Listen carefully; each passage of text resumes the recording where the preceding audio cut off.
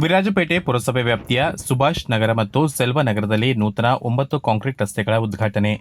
ವಿರಾಜಪೇಟೆ ಪಟ್ಟಣ ಪಂಚಾಯಿತಿ ಪುರಸಭೆಯಾಗಿ ಮೇಲ್ದರ್ಜೆಗೆ ಏರಿಸಿದ ನಂತರ ನಗರ ವ್ಯಾಪ್ತಿಯ ವಾರ್ಡ್ ಸಂಖ್ಯೆ 9ರಲ್ಲಿ ಮಾನ್ಯ ಶಾಸಕರು ಹಾಗೂ ಮುಖ್ಯಮಂತ್ರಿಗಳ ಕಾನೂನು ಸಲಹೆಗಾರರಾದ ಅಜ್ಜಕುಟ್ಟಿರ ಎಸ್ ಪೊನ್ನಣ್ಣ ಅವರ ರೂಪಾಯಿ 65 ಲಕ್ಷ ಅನುದಾನದಲ್ಲಿ ನಿರ್ಮಾಣಗೊಂಡಿರುವ 9 ನೂತನ ಕಾಂಕ್ರೀಟ್ ರಸ್ತೆಗಳ ಲೋಕಾರ್ಪಣೆಯನ್ನು ಮಾನ್ಯ ಶಾಸಕ ಎಎಸ್ ಪೊನ್ನಣ್ಣ ಟೇಪ್ ಕತ್ತರಿಸಿ ಸುಭಾಷ್ ನಗರ, ಸಿಲ್ವಾ ನಗರ ಹಾಗೂ ವಿದ್ಯಾನಗರ ವಾರ್ಡ್ ವ್ಯಾಪ್ತಿಯಲ್ಲಿ ಈ ರಸ್ತೆಗಳು ನಿರ್ಮಾಣಗೊಂಡಿದ್ದು ಉದ್ಘಾಟನೆ ಮಾಡಿದರು.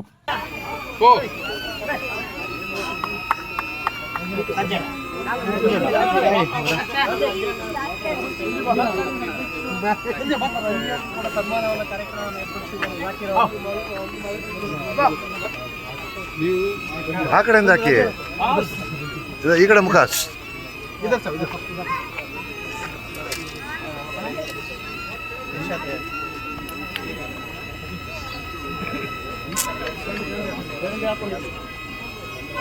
ಸೈಡ್ ಈ ಸೈಡಿಂದ. ಹಲೋ,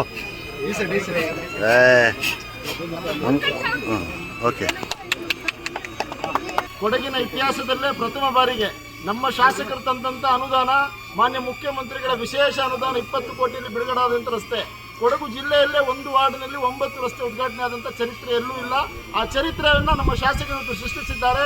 ನಮ್ಮ ಶಾಸಕರಿಗೆ ನಾಡಿನ ಸರ್ವ ನಾಗರಿಕರ ಪರವಾಗಿ ಮತ್ತು ನಿವಾಸಿಗಳ ಪರವಾಗಿ ಹೃತ್ಪೂರ್ವಕ ಅಭಿನಂದನೆಗಳನ್ನು ಸಲ್ಲಿಸುತ್ತಾ, ನಿಮ್ಮೊಂದಿಗೆ ಸದಾಕಾಲ ನಿಮ್ಮ ಈ ಒಂದು ಕಾರ್ಯಚಟುವಟಿಕೆಗಳಿಗೆ, ನಿಮ್ಮ ಈ ಒಂದು ಅಭಿವೃದ್ಧಿ ಕಾರ್ಯಗಳಿಗೆ ನಾವೆಲ್ಲರೂ ನಿಮ್ಮೊಂದಿಗಿದ್ದೇವೆ ಎಂಬಂಥ ಆಶ್ವಾಸನೆಯನ್ನು ನೀಡುತ್ತಾ, ಮಾನ್ಯ ಶಾಸಕರಿಗೆ ಎಸ್ ಪೊನ್ನಣ್ಣನವರಿಗೆ ಜಯವಾಗಲಿ.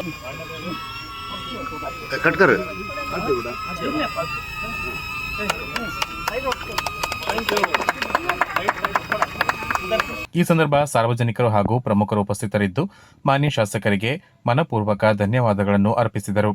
ಆ ವಾರ್ಡ್ನ ಮಾಜಿ ಸದಸ್ಯರುಗಳಾದ ಮೊಹಮ್ಮದ್ ರಾಫಿ ಅವರ ಪ್ರಯತ್ನದಿಂದ ಅಧಿಕಾರ ಅಂತ್ಯಗೊಂಡರೂ ನನ್ನನ್ನು ಚುನಾಯಿತ ಮಾಡಿದ ಬಡಾವಣೆಗೆ ಶತಾಯಗತಾಯ ಹೆಚ್ಚಿನ ಶ್ರಮವಹಿಸಿ ಬಹುತೇಕ ಎಲ್ಲ ರಸ್ತೆಯಲ್ಲಿ ಕಾಂಕ್ರೀಟೀಕರಣ ಮಾಡಿದ್ದು ಅಲ್ಲಿನ ನಿವಾಸಿಗಳ ಪ್ರಶಂಸೆಗೆ ಭಾಜನರಾದರು. ಮೊಹಮ್ಮದ್ ರಫಿ ಅವರು ಮಾತನಾಡಿ, ಕೊಡಗಿನ ಇತಿಹಾಸದಲ್ಲಿ ಮೊದಲ ಬಾರಿಗೆ ಶಾಸಕರು ಈ ಭಾಗಕ್ಕೆ ಹೆಚ್ಚಿನ ಅನುದಾನ ನೀಡಿದ್ದಾರೆ ಎಂದು ತಿಳಿಸಿದರು. ಸುಭಾಷ್ ನಗರದ ನಿವಾಸಿಗಳಾದ ಶಾಸಕರಿಗೆ ಸನ್ಮಾನ. ಪಂಜರಪೇಟೆ ಸಂಘದ ವತಿಯಿಂದ ನಿವೃತ್ತ ಶಿಕ್ಷಕ ವಾಂಚಿರ ನಾಣಯ್ಯ ಅವರ ನೇತೃತ್ವದಲ್ಲಿ ಸಭೆ ನಡೆಯಿತು. ನಾಣಯ್ಯ ಅವರು ಮಾತನಾಡಿ, ಶಾಸಕರ ಅನುದಾನ ನಮ್ಮ ಬಡಾವಣೆಗೆ ತುಂಬಾ ಅವಶ್ಯಕತೆ ಇದ್ದು ಅದನ್ನು ಬಗೆಹರಿಸಲು ಕಾರಣಕರ್ತರಾದ ಶಾಸಕರಿಗೆ ಮತ್ತು ಮಾಜಿ ಸದಸ್ಯರಿಗೆ ಸನ್ಮಾನ ಮಾಡಿ ಗೌರವಿಸಿದರು. ನಂತರ ಶಾಸಕರಿಗೆ ನಮ್ಮ ಬಡಾವಣೆಗೆ ಮತ್ತಷ್ಟು ಹೆಚ್ಚು ಅನುದಾನ ನೀಡಿ ಚರಂಡಿಯ ಕಾಮಗಾರಿ ಮಾಡುವಂತೆ ಮನವಿ ಮಾಡಿದರು.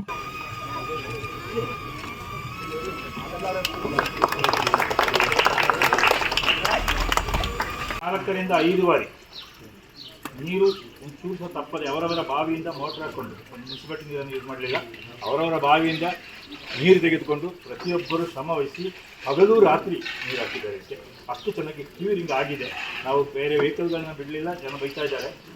ಅದು ಪರವಾಗಿಲ್ಲ, ಬೈದರೂ ಪರವಾಗಿತ್ತಲ್ಲ ಅಂತೇಳಿ 15 ದಿವಸವರೆಗೆ ನಾವು ಬೈಗಳು ತಿಂದ್ಕೊಂಡು ಆಗಿದ್ದೀವಿ. ಕ್ಯೂರಿಂಗ್ ಚೆನ್ನಾಗಾಗಿದೆ, ರಸ್ತೆ ಚೆನ್ನಾಗಾಗಿದೆ. ಆದರೆ ಒಂದು ಕೊರತೆನೂ ಆಗಿದೆ. ಈಗ ಏನು ಕೊರತೆ ಆಗಿದೆ ಅಂದರೆ, ಇದು ಸ್ಟ್ರೇಟ್ ರೋಡ್. ಬಹುಶಃ ನಾನು ಕೆಲಸ ಮಾಡಿಸುವಾಗ ಹೇಳಿದ್ದೆ, ಇದೊಂದು ಹಂಪ್ ಮಾಡಿ ಅಂತ ಹೇಳಿ, ಮೋರಿ ಮೇಲೆ ಒಂದು ಹಂಪ್ ಮಾಡಿಬಿಡಿ ಅಂತ. ಹಂಪ್ ಮಾಡಲಿಲ್ಲ. ಬಹುಶಃ ಸಾಧ್ಯತೆಯಲ್ಲಿ ಏನಾದರೂ ಒಂದು ಆಗ್ಬೋದು ಅಂತ ಕಾಣುತ್ತೆ. ತುಂಬ ಮಕ್ಕಳಿದ್ದಾರೆ, ಸಣ್ಣ ಮಕ್ಕಳಿದ್ದಾರೆ, ಆಟ ಆಡ್ತಾ ಇರ್ತಾರೆ. ಸ್ಕೂಟರ್ ಬಿಲೋ 14 ಇಯರ್ಸ್, ಬಿಲೋ 18 ಹೇಳಿಲ್ಲ, ಬಿಲೋ 14 ಇಯರ್ಸ್ ಸ್ಕೂಟ್ರಲ್ಲಿ ಇಬ್ಬರಿಬ್ಬರು 3 ಜನ ಸೇರಿಕೊಂಡು ಪ್ರತಿನಿತ್ಯ ಸಂಜೆ ಬೆಳಿಗ್ಗೆ ಅಂತ ಲೆಕ್ಕಾಚಾರದಲ್ಲಿ ನೀವು ಕ್ಲಾಸ್ ಬಿಟ್ಟಾಯಿತು, ಬಹಳಷ್ಟು ತೊಂದರೆ ಮಾಡ್ತಾ ಇದ್ದಾರೆ.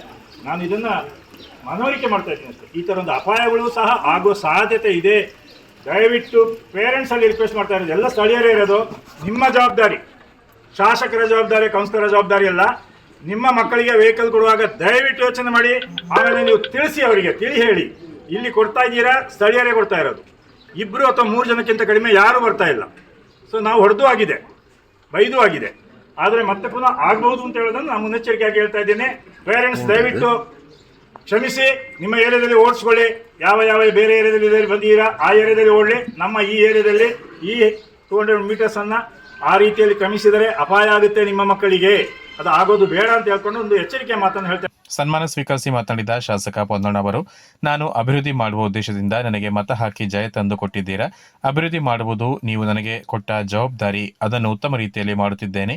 ಇನ್ನು ಕೆಲವರು ಕಾಮಗಾರಿ ನಡೆಯುವ ಸಂದರ್ಭದಲ್ಲಿ ಮೊಬೈಲ್ನಲ್ಲಿ ವಿಡಿಯೋ ತೆಗೆದು ಕಳಪೆಯಾಗಿ ಕಾಮಗಾರಿ ನಡೆಯುತ್ತಿದೆ ಎಂದು ಪುಕ್ಕಟೆ ಪ್ರಚಾರ ಪಡೆಯುತ್ತಿದ್ದಾರೆ. ಕಾಮಗಾರಿ ಮುಗಿಯುವ ತನಕ ಕಾಯುವ ಮನಸ್ಥಿತಿ ಕೆಲವು ಜನರಿಗೆ ಇಲ್ಲ. ಕಳಪೆಯಾಗಿ ಕಾಮಗಾರಿ ಮಾಡಿದರೆ ಯಾವುದೇ ಕಾರಣಕ್ಕೂ ಅವರಿಗೆ ಬಿಲ್ ಪಾವತಿ ಮಾಡದಂತೆ ಸೂಚಿಸಿದ್ದೇನೆ. ದಯವಿಟ್ಟು ಕಾಮಗಾರಿ ನಡೆಯುವ ಸಂದರ್ಭದಲ್ಲಿ ಸಾರ್ವಜನಿಕರು ಕೂಡ ಸಹಕಾರ ನೀಡುವಂತೆ ಮನವಿ ಮಾಡಿದರು. ಖಾಸಗಿ ಬಡಾವಣೆ ಜಾಸ್ತಿ ಆಗಿದೆ. ಅದು ಬಡಾವಣೆ ಮಾಡಿದವರು ರಸ್ತೆ ಕೊಡಬೇಕು, ಕೊಟ್ಟಿಲ್ಲ. ಅದು ನಾನು ಚುನಾವಣೆ ಪ್ರಚಾರ ವೇಳೆ ಬಂದಾಗ ಅನೇಕ ಜಾಗಕ್ಕೆ ಹೋದಾಗ ಈ ಸಮಸ್ಯೆ ಇದೆ. ಕೆಲವು ಕಡೆ ನಾವು ಅವ್ರನ್ನ ಒತ್ತಾಯ ಮಾಡಿ ಯಾರು ಈ ಬಡಾವಣೆಗಳನ್ನು ನಿರ್ಮಾಣ ಮಾಡಿದ್ದಾರೆ, ಆದರೂ ಕೂಡ ಅದು ಪೂರ್ಣ ಆಗಲಿಲ್ಲ. ಅದಕ್ಕೆ ಇವತ್ತು ಸರ್ಕಾರದ ರಸ್ತೆಗಳು ಮಾಡುವಂಥ ಅನಿವಾರ್ಯತೆ ಸೃಷ್ಟಿಯಾಗಿದೆ. ಆದರೆ ಇದಕ್ಕೆ ಹಣ ಪುರಸಭೆಯಲ್ಲಾಗಲಿ ಇದಕ್ಕಿಂತ ಮೊದಲಿದ್ದ ಪಟ್ಟಣ ಪಂಚಾಯತಿ ಆಗಲಿ ಹಣ ಒದಗಿಸಲಿಕ್ಕೆ ಹಣ ಇದೆ. ನಾನು ಮಾನ್ಯ ಮುಖ್ಯಮಂತ್ರಿಗಳು ಅವರ ವಿಶೇಷ ಅನುದಾನವನ್ನು 20 ಕೋಟಿ ರೂಪಾಯಿ ಕೊಡಿ ಅಂತೇಳಿ ಅವರಿಗೆ ಮನವಿ ಮಾಡಿದ್ರು. ಅವರು ಒಂದು ನಿಮಿಷ ಕೂಡ ಯೋಚನೆ ಮಾಡಿದ್ರು. ತಕ್ಷಣ ಅದಕ್ಕೆ ನನ್ನ ಪತ್ರದ ಮೇಲೆ ಸೂಚನೆಯನ್ನು ಬರೆದು ಆರ್ಥಿಕ ಇಲಾಖೆ 20 ಕೋಟಿ ರೂಪಾಯಿಯನ್ನು ಸಿದ್ದರಾಮಯ್ಯನವರಿಗೆ, ಸರ್ಕಾರಕ್ಕೆ ನಾನು ನಮ್ಮ ಪರವಾಗಿ, ವಿರಾಜಪೇಟೆಯ ಎಲ್ಲ ಜನರ ಪರವಾಗಿ ಧನ್ಯವಾದಗಳನ್ನು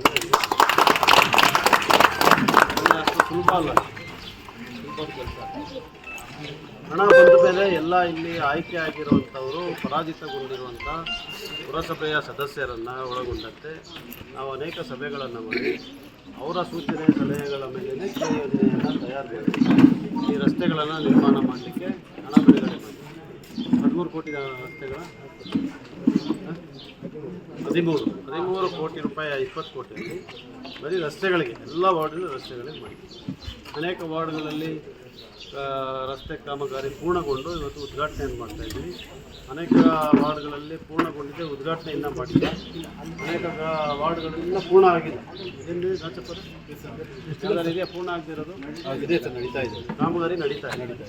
ಅದಕ್ಕೆ ಎಲ್ಲವನ್ನು ಕೂಡ ಶೀಘ್ರವಾಗಿ ಪೂರ್ಣಗೊಳಿಸದಿದ್ದರೆ ಹಣ ಬಿಡುಗಡೆ ಆಗ್ತದೆ.